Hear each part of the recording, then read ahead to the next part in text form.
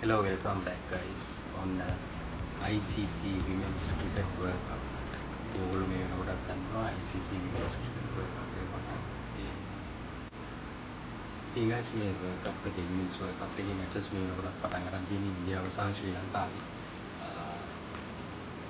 මේ World Cup එක ගැන කතා කරන්න කලින් අපි Women's Cricket එක ගැන පොඩ්ඩක් කතා කරන්න ඉස්සෙල්ලා Women's World Cup Women's Cricket එක ගත්තොත් අපි දැක්කා පහුගිය අවුරුදු කිහිපයක් ඉස්සෙම මේ ආසියානු කරේ විශේෂයෙන් women's cricket එක සෑහෙන විදිහට improve වෙලා තියෙනවා. සෑහෙන interest එකක් ඒ සම්බන්ධයෙන් තියෙනවා. ඉතින් ඒක ඉස්සෙල්ලා අපි කාලෙම දැක්කා. විශේෂයෙන් ඉන්දියාව, ශ්‍රී ලංකාව, පාකිස්තානය, බංග්ලාදේශය කියන රටවල් මේක සෑහෙන ව්‍යාප්ත වුණා මේ cricket එක.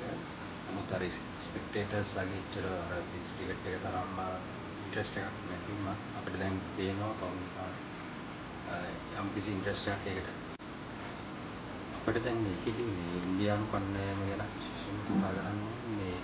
මේ World Cup එකේ ඇත්තටම ෆේවරිට්ස්ලා ගත්තොත් ඉන්නේ ඕස්ට්‍රේලියා, ඉංග්ලන්ඩ්, නිව්සීලන්ඩ්, ඊළඟට සවුත් අප්‍රිකා. ඉතින් මේ අතරට එන්න පුළුවන් chance එක පැහැදිලිවම තියෙන ඉන්දියානු කණ්ඩායමට. මොකද හෝම් කන්ඩිෂන් එක සෙල්ලම් ආසියානු කරේ ඒ නිසා සහ ඒගොල්ලන්ගේ ටීම් එක ස්ට්‍රොං. අපි ඒක ශ්‍රී ලංකාවට දැක්කා. මේ World Cup ක්‍රිකට් එක ගැන කතා කරන්න කලින් මේ men's cricket එකයි women's cricket එකයි අතර තියෙන වෙනස ඉස්සෙල්ලා පොඩ්ඩක් අපි බලමු. පාස්පෝර්ට් එක ගත්තොත් men's ක්‍රිකට් සාමාන්‍ය පැයට කිලෝමීටර් 150කට වලින් මැක්සිමම් ස්පීඩ් එක බෝල් කරනවා. නමුත් women's cricket එකේ අපිට ඒ වගේ බලාපොරොත්තු වෙන්නේ ඒගොල්ලෝ බෝල් කරන්නේ පැයට කිලෝමීටර් වලින් මැක්සිමම් 100 ස්පීඩ් එක තමයි ෆාස්ට් බෝලර් කෙනෙක් බෝලර්ස් මිනිස් ක්‍රිකට් පිළිවි කෙනෙක් ගත්තොත් ස්පිනර් කෙනෙක් ඒ වගේ ස්පීඩ් එකට යනවා. ඒක මේ සක්සාර ටෙක්නික්ස් ගොඩක් අර ගොඩක්ම ටෙක්නික්ස් වල සොලිඩ් නැහැ. එලිගන් ගතිය පොඩ්ඩක් අඩුයි. නමුත් එහෙම අයත් අර පිළිමය හා සමානව බැට් කරන බැටර්ස් කාන්තා වේදිකාවන් ඉන්නවා.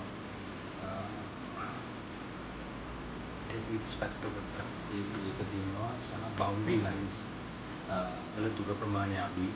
හරි දැන් ශ්‍රී ලංකා කාන්තා ක්‍රිකට් කණ්ඩායම ගැන කතා කරොත් මේක අපි දන්නවා දැන් අමරිකා තනියම තරගයක් ඉවර කරන්න පුළුවන් මට්ටමේ පොටෙන්ෂල් එකක් තියෙන ක්‍රීඩිකාවක්.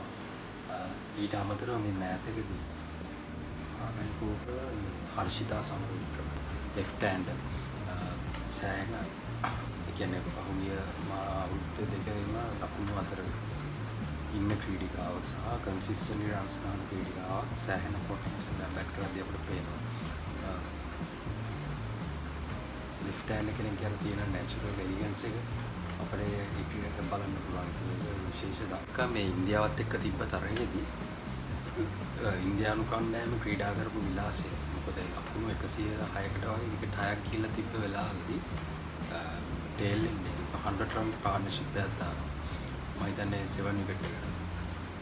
ඒ ක්‍රීඩා කරපු විලාසය දැක්කම ඉතින් විකට් 6ක් කියලා ලකුණු 270 ගණන් වගේ යනවා. ඒ වගේ ටේල් එන්ඩ් එකේ ලොං බැටින් ලයින් අප් එකක් තියෙනවා. ඒ කියන්නේ අන්තිමට බැට් කරන්න පුළුවන්. විශේෂයෙන් දැන් ලංකාවගේ කණ්ඩායම තියෙන අඩුපාඩුව තමයි ඒ වගේ මිඩල් ඕඩර් එකේ බැට්ස්මන්ලාගෙන් රන්ස් පුවට බලාපොරොත්තු වෙන්න බෑ. টොප් ඕඩර් එක විතරයි ෆෝම් කරන්න නිසා රන්ස් අතර ඉන්නේ. ඒක ඉතින් ලොකු අඩුපාඩුවක්. ඉතින් මේක මේ ක්‍රිකට් එකේ ඉම්ප්‍රූව් වෙන්න තමයි මේක අඩුපාඩු හදාගන්න පුළුවන්. හරි ඉතින් අපි හොඳ හෝප් එකක් තියාගන්න නිසා අපි විශ් කරමු අපේ ශ්‍රී ලංකාවේ ටීම් එකට සෙමි ෆයිනල් මට්ටමට ක්‍රීඩා කරන්න ලැබෙන්න කියලා අපි විශ් කරමු. හරි එහෙනම් ආයෙ දවසක අලුත් වීඩියෝ එකක් හම්බ වෙමු.